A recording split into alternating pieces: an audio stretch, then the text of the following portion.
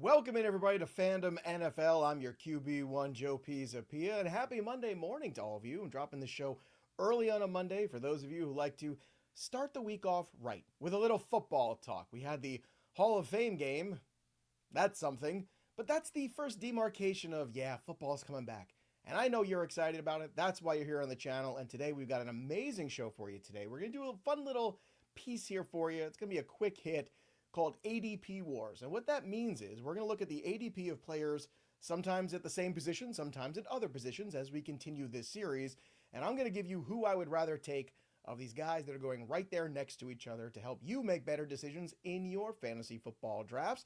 And of course, it's just a fun fantasy football conversation. It's a fun football conversation. And if you like fun and you like football, and I think you do because you're watching this channel right now, subscribe to Fandom NFL, drop your comments below, and remember, somebody who subscribes, drops a comment, and likes this video could win the Zay Flowers jersey. We're giving this away tomorrow officially. That's it. It's done. It's over. We hit our 2,000 subscribers already, so we're giving this away. The first person I tried to give it away to wouldn't get back to me, so here you go. Your last chance opportunity, so drop those comments. Don't forget to ring the bell till it goes ding so you never miss an episode here. Judge Joey will be back again live. Uncle Joey's coming here, Emo Joe, all the characters are going to be here all season long. Plus, I've got a lot of fun planned for in-season content here. You're not going to want to miss it. We got big guests coming up in the month of August, too, here on the program. But let's get after the topic today, and let's talk a little bit about the ADP Wars. And we're going to start with two guys at the very top in the first round, towards the mid-first round of wide receiver. Justin Jefferson, ADP 11. Right ahead of him, CeeDee Lamb of the Dallas Cowboys at 10. So let's talk about this pairing here a little bit. Basically, back-to-back, you have to choose between the two of them. CeeDee Lamb's year last year was a little down, right? He did miss some time last season. He missed weeks 4 through 6 with an injury. He did come back and had some really good weeks there from week 13, especially onto week 15, dropping 3 straight 100-yard games. We love to see that. Last year, he finished as wide receiver 22 overall in fantasy points, but in fantasy points per game, obviously much higher, wide receiver 11. And for every single year in his career, he's getting 100-plus targets. I mean, just it's always happening. We know that's going to be the case. Last year, he brought in 75 for 1077 and 3 touchdowns. Justin Jefferson, on the other hand, was a down season for JJ. But Justin Jefferson, let's not forget, once upon a time, Jefferson was at the very top of this pecking order in fantasy football drafts. It was Chase or Jefferson, Jefferson or Chase. We're talking number one overall kind of talent. He finishes the wide receiver 1 in 2022, finishes wide receiver 2 overall in 2024. Last year, again, still got 1,000 yards, still had 84 receptions, but just 2 touchdowns on an offense that just plain did not work. J.J. McCarthy wasn't good. Carson Wentz was better, but kind of an incomplete. So here's my take on this dilemma if you're here. And once again, I always practice what I preach. So between CeeDee Lamb and Justin Jefferson, yes, the better quarterback scenario is definitely Dak Prescott. So normally that's where I would go. However, he's also not the only option there, CeeDee Lamb. He's also the guy that, the best season of CeeDee Lamb was an incredible run down the stretch run after a lackluster start, if you recall. CeeDee Lamb's best season basically came all in the second half. I love the consistency of Justin Jefferson. I don't know if there's anybody that outworks Justin Jefferson at the position. I don't know if there's a smarter receiver or a guy who gets more open more often than him. His technique is about as good as it gets in the league. It's probably the best. Him and Jamar Chase are 1 and 1A. We can have that argument another time on the show. For me personally, I'm going to take Justin Jefferson, and I've been selecting Justin Jefferson. Because if you're going to ask me who has the chance to be the number 1 wide receiver overall this year in fantasy, between the two of those guys, it's Jefferson. Is Kyler Murray a little problematic? Yes. But let's not pretend like Kyler Murray was not able to get DeAndre Hopkins some big seasons when they played together in Arizona under weird circumstances. Kevin O'Connell's a great football coach. I think they're going to get back to being much better. I think Justin Jefferson has a big bounce back year and you're getting a huge value. So between these two guys here at ADP number 10 and 11 overall, between CeeDee Lamb and Justin Jefferson, I'm going to take Justin Jefferson between the two. ADP war number 1 goes to JJ up in the north there. Skull, baby. And of course, if you love this kind of content, you can get it wherever you get your podcast too. Go check out Fandom NFL on Amazon Music, Apple, Spotify, iHeartRadio. It's all there, baby. And of course, pick yourself up a Fantasy Football Black Book 2026. When we hit 2,500 subscribers, I'm giving one of these away. But if you already got one, great. Get the digital cheat sheets. If you haven't gotten either, what are you waiting for? I'm doing an update this week of the relative position value cheat sheets, which get emailed to you in a PDF, so you have them for all of your drafts right there at your fingertips, which are going to be much more helpful because it tells you where the pluses and minuses are on players compared to the fantasy league average, and that's how you build value, that's how you build dominance, that's how you win leagues. Let's keep going here with the next in our ADP wars and turn our attention to some running backs. We have on one side at ADP 11, James Cook, and an ADP of 12, Devon Achane. Now, last year, James Cook was kind of the collective fade for everybody. Nobody wanted to take James Cook, except this guy right here. Everybody thought he couldn't possibly return his value again. He couldn't possibly have 16 touchdowns. No, but he was able to get 12, which is pretty damn good. He also set a career high in yards, 1621 on the ground, 300 attempts. He also caught 33 balls for 291 and 2 more scores, so 14 combined touchdowns after 18 the previous season. And I think he can get right back to doing that again. He is in his prime. He's in a fantastic spot, and I believe, once again, the Buffalo Bills, this is their window. A little fresh start here. Get rid of the head coach, promote from within, see if you can shake the trees a little bit and get something special out of DJ Moore, James Cook, and Josh Allen all together as a trio. I think that's real. Then you have Devon Achane on the other hand. Now, Devon Achane basically is his offense, right? It's Malik Willis running for his life probably behind that offensive line, running in some design runs, and Devon Achane getting the football. Last year, great season for Devon Achane. True breakout, right? 8 touchdowns rushing on the ground, 1,350 rushing yards, another 488 with 67 receptions. So in PPR, I get it. I understand wanting to take him. But the circumstance and the calculus has changed. For Devon Achane this year, it is a first-time head coach. It is a roster that has been stripped down to the bare bones because I get it. They're taking their medicine now in Miami so they can turn around and be better in a couple years, get past the cap issues, get past all the bad roster construction over the years, and get back to winning ways. Not a lot of winning this year. My concern is the inability of this Dolphins offense to execute consistently, to move the chains consistently. If I'm a defensive coordinator, I know my job. Pressure Malik Willis, stop Devon Achane, make somebody else beat you. I think that's pretty easy to do. There's no Jalen Waddle, there's no Tyreek Hill, there's no other guys you got to worry about. Now, I know a lot of this is kind of factored into last year, but the quarterback play was going to be better last year too. I'm going to go ahead and take James Cook because he's safer, and with that kind of, and I know that's going to be unpopular. A lot of people in PPR leagues are going to think I'm crazy. I don't care. I want the touchdown equity of James Cook. I want the offensive ecosystem of James Cook. That's where I want to live between these two. So I'm going to take the ADP 11 over the ADP of 12 and take James Cook over Devon Achane. Again, these are razor thin margins. They're super close. Now, if you want to run some mock drafts on your own and figure out who to take when, go to RotoWire, download the app, run your mock drafts, sync your leagues for free over there. Check out the amazing draft software they have, the amazing in-season tools also. And when you sign up, please don't forget, use that promo code JoeyP at RotoWire at checkout. You get 20% off when you put in JoeyP, and you help support this show and keep me doing this right here at RotoWire. So great sponsor of the program, RotoWire, this August. Very happy to have him here on the program. Next up, let's go back to the wide receiver group and move down ADP just a tad. Let's talk about T. Higgins, ADP of 34 overall versus Teteroa McMillan, ADP of 35.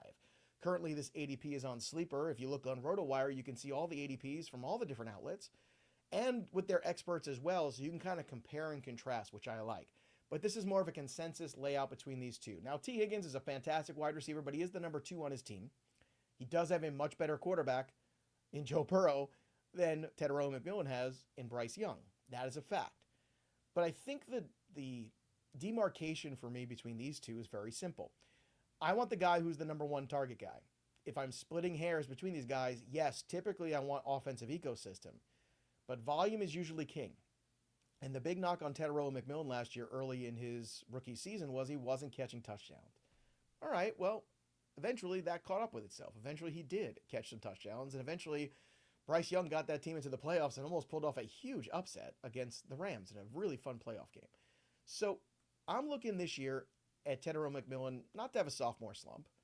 I recognize there's limitations, but you also have to recognize there's upside whenever you have somebody who is the number 1 target in their offense.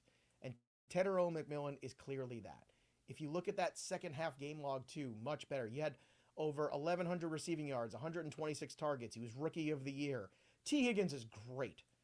If T. Higgins were in Carolina as the number one and Tet was number two with the Cincinnati Bengals, I would feel differently about this. So what I'm going to do is I'm going to take Tetairoa McMillan at 35, just by a smidge over T. Higgins. Truth is, I'm good with either of these. I don't have too much of a problem with taking T. Higgins. How could I? If Joe Burrow stays on the field, both he and Ja'Marr Chase will have some big days and have some big numbers at the end. I feel very confident in both selections. It's not one where I say, oh no, I can only have this guy, where I'm very, very clear about I want Jefferson over CeeDee Lamb. This one's much closer, but I want the guy who's the number one in his offense, even if his offense has some limitations and might not be as prolific as the Cincinnati Bengals offense. So that's my take on those two. Let's go to the tight end position, shall we? And take a look at some ADP Wars. If you want a full breakdown of the tight end position, on Friday I released the tight end rank show. Go back and check that out. It's right here on demand on Fandom NFL. I want you to watch that. I think a really good discussion about approach in the different formats, even approach in tight end premium leagues, which I know are very popular nowadays. I hate them. That's okay. It's not about me. It's about we. It's about all of us together here on this channel, on these shows, trying to do it right and get it right for 2026 as best as possible. So next up here, tight ends. We have an ADP overall of 66 with Sam LaPorta. 67 right nipping at his heels is Tucker Kraft. Now, this one also very, very close. I think there's a lot to like here with the new offensive coordinator coming in for Sam LaPorta. I think that makes a ton of sense to be excited about him again. Where I struggle with him over Kraft is Kraft, I think, is the number one target guy in his offense. Tucker Kraft was a tight end one in fantasy points per game from week 1 through week 8 among 33 qualifying tight ends. He was first in receiving yards over that span per game, 67. Second in yards per route run over that span.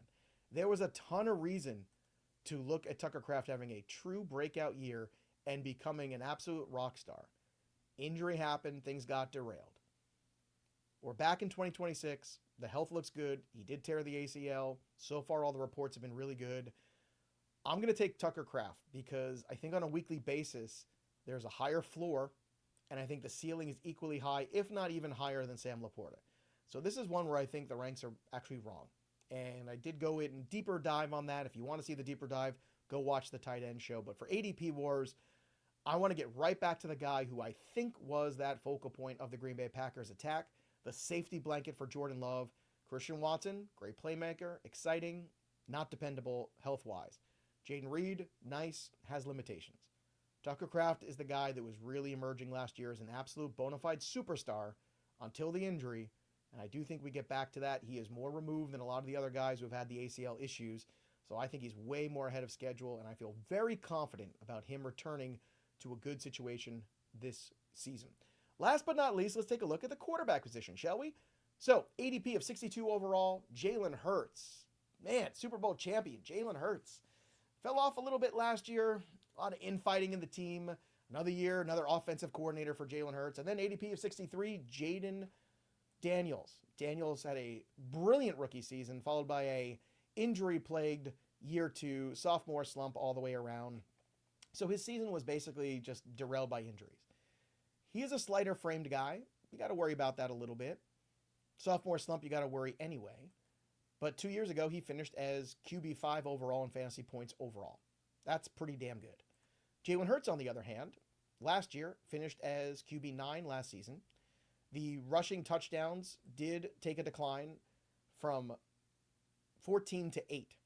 Now, you got to keep this in mind with Jalen Hurts, too. Jalen Hurts, rushing touchdowns since 2021, 10, 2022, 13, 15, 14, then just 8 last year. Now, he did get over 3,000 yards passing last year. He did set a career high in passing touchdowns of 25. So I think there's a lot to be excited about here with Jalen Hurts and the Eagles kind of changing up what they do a little bit. But it's the rushing touchdown equity that really gave Jalen Hurts that big boost. Not that Jayden Daniels can't do that. We know he can. But with this scenario here, I feel a little bit better with the stability of Jalen Hurts. I'm going to go with the stability if I'm going to go early QB. I don't have a problem with taking the big swing at Jayden Daniels. Jayden Daniels' upside is 1,000 yards rushing, 3,500 yards passing. It's massive in fantasy.